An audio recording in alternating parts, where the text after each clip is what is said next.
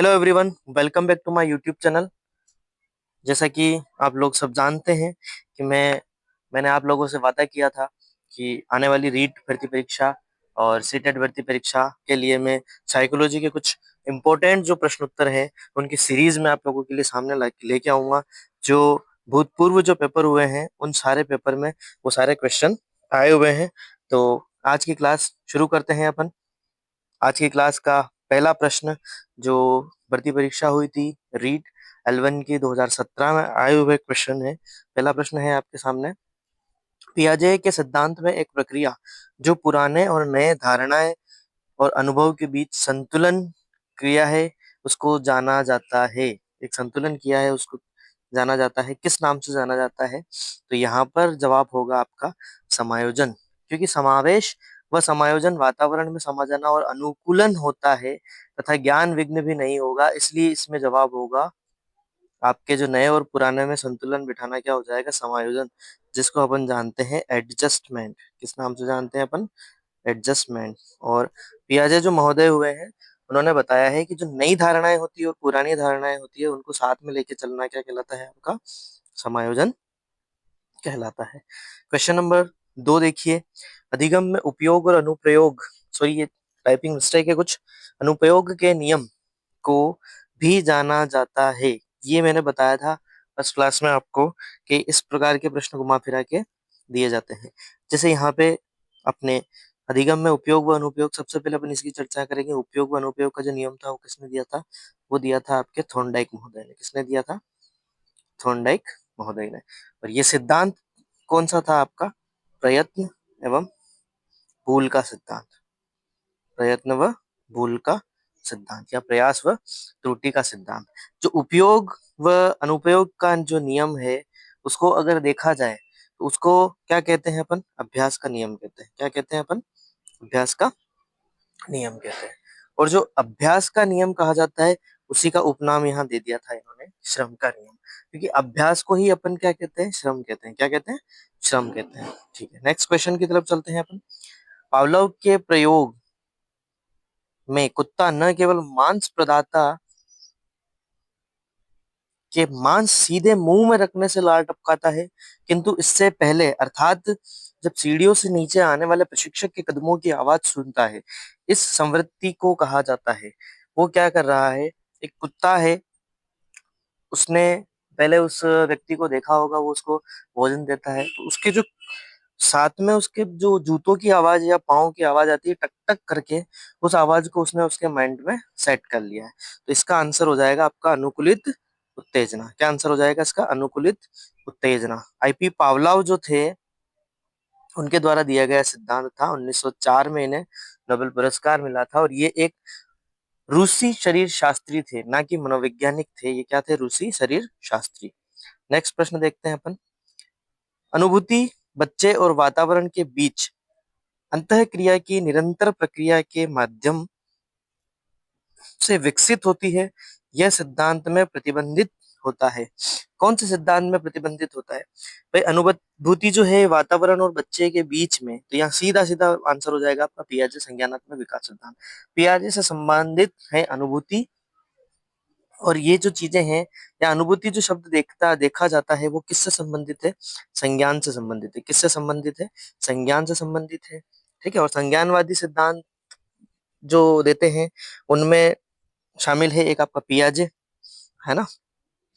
ठीक है। तो यहाँ पियाजे से संबंधित ये रखता है। ठीक है। थोंडाइक का जो अधिगम सिद्धांत है वो अलग चलता है, वो व्यवहारवादी पे चलता है। नेक्स्ट प्रश्न देखते हैं अपन। निम्न में से कौन सा कथन आदर्श संदर्भित प्रशिक्षण के लिए सत्य नहीं है? यह एक मानकीकृत परीक्षण है। छात्र के स्कूल की तुलना छात्र के स्कूल की तुलना इसके साथ तुलना करने की जाती है कि अन्य ने कैसा प्रदर्शन किया है। ठीक है। कहा जाता है कि प्रशिक्षण राष्ट्रीय मानदंडों पर आधारित है या छात्र के प्रदर्शन की स्थापित मानदंडों से तुलना की जाती है। तो यहाँ अप्रोप्रिएट आंसर बैठ रहा है आपका कि छात्र के स्कूल की तुलना इसके साथ तुलना की जाती है कि अन्य ने उसके साथ कैसा प्रदर्शन किया है। आदर्श संदर्भित कथन में ये माना गया है। ठीक है। नेक्स्ट प्रश्न देखते हैं अपन। क्वेश्चन नंबर 6 है आपका। निम्न में से कौन सी बौद्धिक परीक्षण के लिए उपयोग की सावधानी नहीं है। आईक्यू स्कोर के आधार पर अनुच्छेद रूढ़िवादी और छात्रों के बारे में नकारात्मक उम्मीदों से बचना। बुद्धि का व्यक्तिगत आकलन परीक्षण और छात्र के बीच एक संदर्भित संरक्षित बातचीत है। क्षमता की मुख्य या एक मात्र विशेषताओं के रूप में परीक्षणों का उपयोग न करना। समग्र आईक्यू स्कोर की सार्थकता की व्याख्या में सावधान रहना। तो यहाँ आंसर हो जाएगा आपका कि क्षमता की मुख्य या एकमात्र विशेषताओं के रूप में परीक्षणों का उपयोग न करना। ठीक है, अगला प्रश्न देखते हैं अपन, क्वेश्चन नंबर 7। एरिक एरिक्सन एक महोदय हुए हैं। एरिक एरिक्सन के अनुसार बच्चों का मनोसामाजिक विकास 8 चरणों में होता है। एक कक्षा 3 का छात्र 9 साल के आसपास विकास के किस चरण से मेल खाता है? ठीक है, इन्होंने 8 प्रकार की अवस्थाएं दी थी। ठीक है, तो इसमें ये बोल रहा है कि एक 3 साल का छात्र, कक्षा 3 का छात्र है जो 9 साल के आसपास विकास के किस चरण को मेल खाता है? तो क्वेश्चन नंबर 7 का आंसर हो जाएगा आपका नेतृत्व बनाम अपराध। सी आंसर हो जाएगा। कौन सा हो जाएगा? सी आंसर हो जाएगा, नेतृत्व बनाम अपराध। ठीक है, मनोसामाजिक विज्ञान जो हुए हैं, वैज्ञानिक जो हुए हैं एरिक एरिक्सन, उन्होंने 8 चरण दिए हैं। चौथी अवस्था जो कही जाएगी वो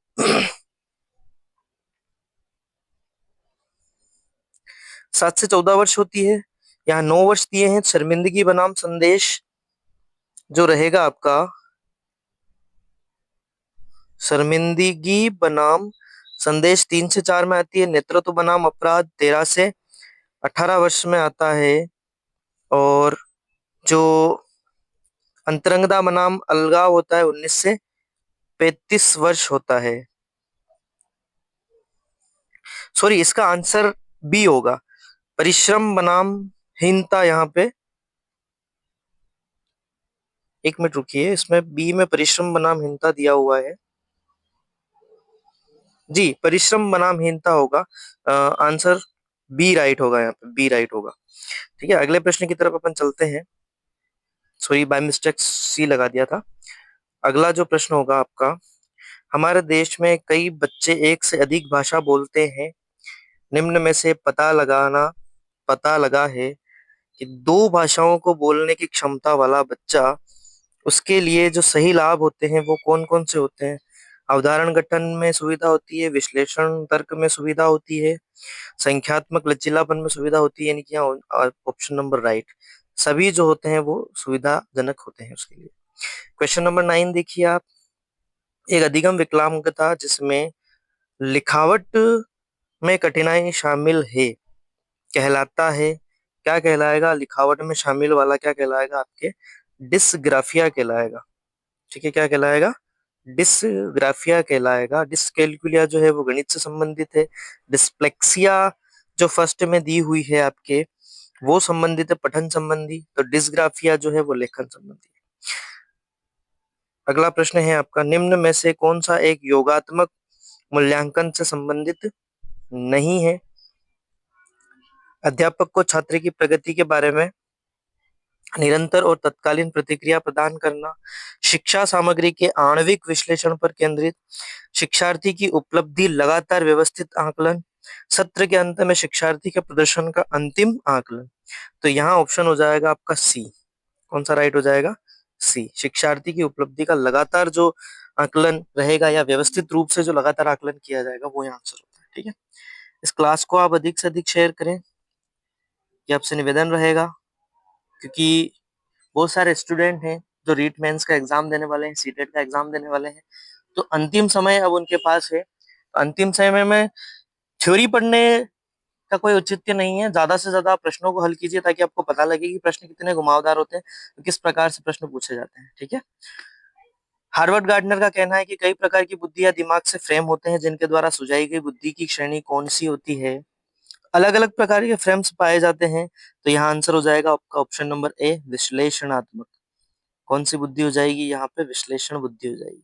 ठीक है, नेक्स्ट क्वेश्चन है, एक भाषा शिक्षक कविता भाषा शिक, सॉरी, भाषा शिक्षक कक्षा में कविता का विवरण समझाकर कक्षा में कविता पढ़ा रहा है और छात्रों को स्पष्टीकरण से निष्कर्ष निकालने या व्यापक विचार करने के लिए कह रहा है। यह एक उदाहरण है निगमनात्मक तर्क का। किसका है? निगमनात्मक तर्क का। क्योंकि जो कक्षा में एक शिक्षक है वो पहले उस कविता का विवरण समझा रहा है, ठीक है, और कविता पढ़ा रहा है।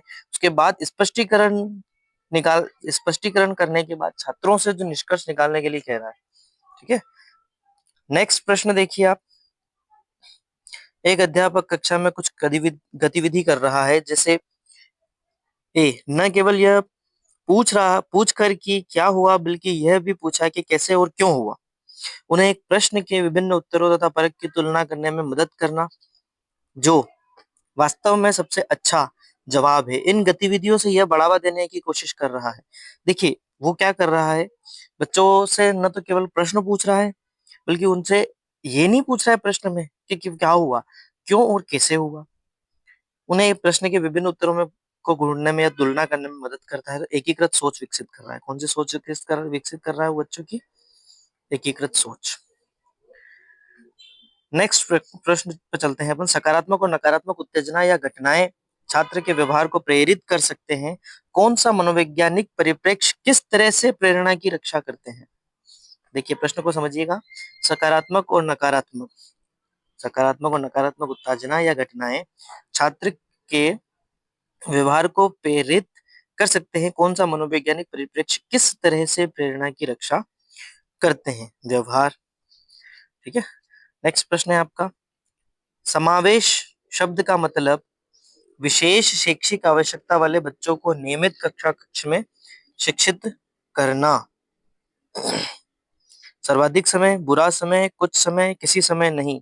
समावेशित जो शिक्षा होती है, बच्चों को सामान्य बच्चों के साथ जब तक शिक्षण अधिगम हो साथ बिठाया जाए, ताकि बच्चों में हीन भावना का विकसित नहीं हो।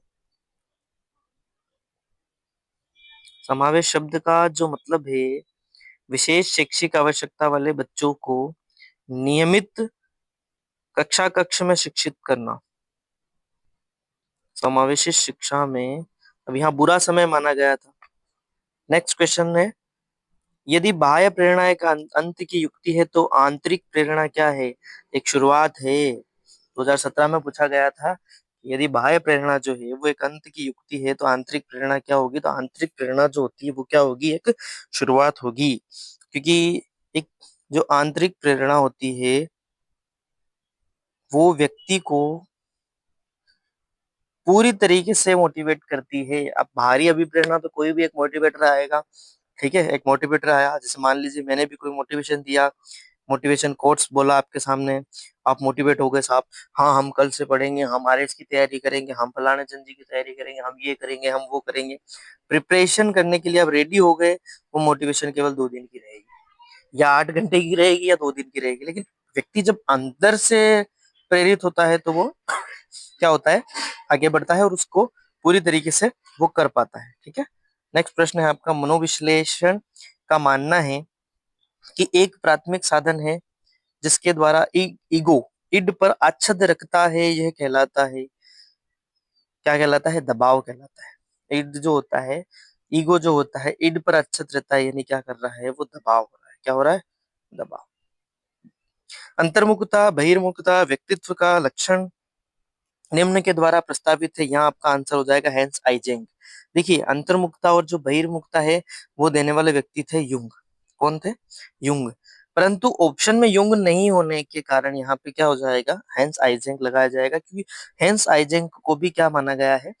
अंतर्मुखता बहिर्मुखता के व्यक्तित्व के लक्षण में प्रस्तावित करने में सहयोगी माना गया है, ठीक है। नेक्स्ट प्रश्न की तरफ बढ़ते हैं अपन। निम्न में से कौन सा सर्वोत्तम उदाहरण है कि प्रेरणा क्या है? देखिए पहला ऑप्शन देखिए, छात्र अ आगामी स्कूल वर्ष के बारे में भावुक है और अच्छा करना चाहता है। ऑप्शन बी, छात्र ब सक्रिय है, अपने गणित वर्ग में अच्छा करने के लिए उच्च लक्ष्य निर्धारित करता है, काफी प्रयास के साथ बना रहता है और कक्षा में उच्चतम अंक प्राप्त करता है। छात्र स वह क्या पूरा करना चाहता है पर अपना ध्यान निर्देशित करने में अच्छा है। छात्र द कड़ी मेहनत करती है, उसके शैक्षिक कार्य के बारे में सकारात्मक भावनाओं का अनुभव करती है। अब यहाँ देखिए आप लोगों के सामने चार ऑप्शन है, चारों ही ऑप्शन आपको एक हद तक सही लगते हैं, लेकिन यहाँ का जो ऑप्शन बी है वो देखिए आप। छात्र ब सक्रिय है, अपने गणित वर्ग में अच्छा करने के लिए उच्च लक्ष्य निर्धारित करता है, काफी प्रयास के साथ बना रहता है और कक्षा में उच्चतम अंक प्राप्त करता है। ठीक है, ये ऑप्शन सही हो जाएगा। निम्न स्थितियों में से कौन समायोजन को बढ़ावा देती है? कौन बढ़ावा देती है? न्यूरोटिक भय और चिंता से मुक्त जो होता है वो समायोजन को सबसे ज्यादा बढ़ावा देती है, क्योंकि अपराध का जुनूनी विचार भी इतना नहीं कर पाता है, बीमारी का डर भी इतना समायोजित नहीं कर पाता है। एक व्यवस्थित विज्ञान जो स्वयं और वातावरण के साथ समायोजन को प्राप्त करने के नियम, कानून और सिद्धांत प्रदान करता है कहलाता है। क्या कहलाएगा आपका? अधिगम। अधिगम क्या करता है? एक नियोजित विज्ञान है जो स्वयं और वातावरण के साथ समायोजन करने के लिए आपको सिद्धांत प्रदान करता है। ठीक है, एक समायोजन तंत्र में अतीत, वर्तमान और प्रस्तावित व्यवहार के अनुमोदित कारणों में तार्किक और सामाजिक रूप से सोचना शामिल है कहलाता है। क्या कहलाएगा? क्वेश्चन नंबर 22 पे अपन चर्चा कर रहे हैं। परिमेयकरण कहलाएगा। क्यों? क्योंकि वो अतीत, वर्तमान और प्रस्तावित व्यवहार के अनुमोदित कारणों में तार्किक और सामाजिक रूप से सोचना शामिल कर रहा है। स्कूल की संगठनात्मक स्थापना छात्रों के अधिगम को प्रभावित करती है। यह पहलू उस श्रेणी से संबंधित है। किस श्रेणी से संबंधित है? क्रियात्मक कारक, मनोवैज्ञानिक कारक, सामाजिक कारक या अन्य कारक? सामाजिक कारक से संबंधित है। किससे संबंधित है ये? सामाजिक कारक से संबंधित है। नेक्स्ट क्वेश्चन देखिए। निम्नलिखित में से कौन सा राष्ट्रीय पाठ्यचर्या पाठ्यचर्या 2005 ढांचे में मार्गदर्शक सिद्धांत नहीं है? स्कूल से बाहर जीवन को ज्ञान से जोड़ना, यहाँ पे ज्ञान होगा। स्कूल के बाहर जीवन को ज्ञान से जोड़ना, परीक्षा को अधिक लचीला और कक्षा जीवन में एकीकृत करना, अधिगम को रटना, विधि को सुविधाजनक बनाना चाहिए, पाठ्य पुस्तक केंद्रित रहने के बजाय बच्चों के समग्र विकास के लिए समृद्ध पाठ्यचर्या प्रदान करना चाहिए। यहाँ देखिए ये क्या पूछ रहा है? नहीं है, ये है और ये भी है, तो यहाँ गलत कौन सा हो गया? स। तो जो अधिगम को रटना, विधि सुविधाजनक बनाना चाहिए, रटना विधि नहीं करनी चाहिए। ठीक है, क्वेश्चन नंबर 25 देखिए आप। एक शिक्षक के रूप में आपने अपने छात्रों से हमारे जीवन पर प्रदूषण के प्रभाव को समझाते हुए एक निबंध लिखने के लिए कहा। इससे कार्यभार में ब्लूम के वर्गीकरण के कौन से संज्ञात्मक स्वर की व्याख्या की गई है? संप्रयोग। शिक्षक है, बच्चों को ज्ञान देता है, फिर बहुत ज्ञान कराता है, तत्पश्चात काम में लेता है ना? इस प्रकार यहाँ सभी उत्तर होगा, संप्रयोग जो होगा वो सही उत्तर होगा। ठीक है, क्योंकि शिक्षक है, पहले उनको ज्ञान दे रहा है, उस जानकारी के बारे में पहले उससे बता रहा है। ठीक है, उसके बाद उनको करने के लिए कह रहा है। क्वेश्चन नंबर 26 देखिए। शिक्षक के तौर पर आपने एक उपयुक्त परीक्षण और जांच सूची का उपयोग करके छात्र की बुद्धि, व्यक्तित्व तथा कक्षा व्यवहार के बारे में जानकारी एकत्र की है। ठीक है, एक शिक्षक हैं आप और अच्छे शिक्षक के तौर पर आपने एक उपयुक्त परीक्षण और जांच सूची का उपयोग करके छात्र की बुद्धि, व्यक्तित्व तथा कक्षा व्यवहार के बारे में जानकारी एकत्र की। यहाँ पे आकलन भी किया, मापन भी किया, मूल्यांकन भी किया, तो ऑप्शन नंबर डी सही होगा। 27 देखिए। कौन सा प्रक्षेत्र ब्लूम के वर्गीकरण में शामिल नहीं है?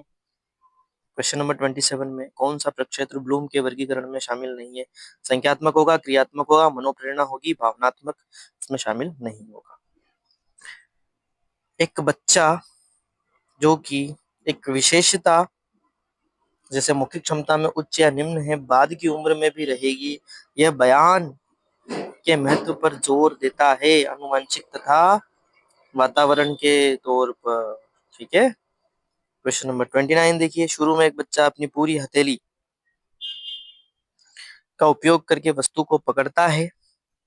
धीरे धीरे वृद्धि और विकास के रूप में बच्चा उंगलियां और अंगूठे का उपयोग करता है और वस्तु को उठाने के लिए करता है। इस प्रकार की प्रगति है सिफेलोडोकोल।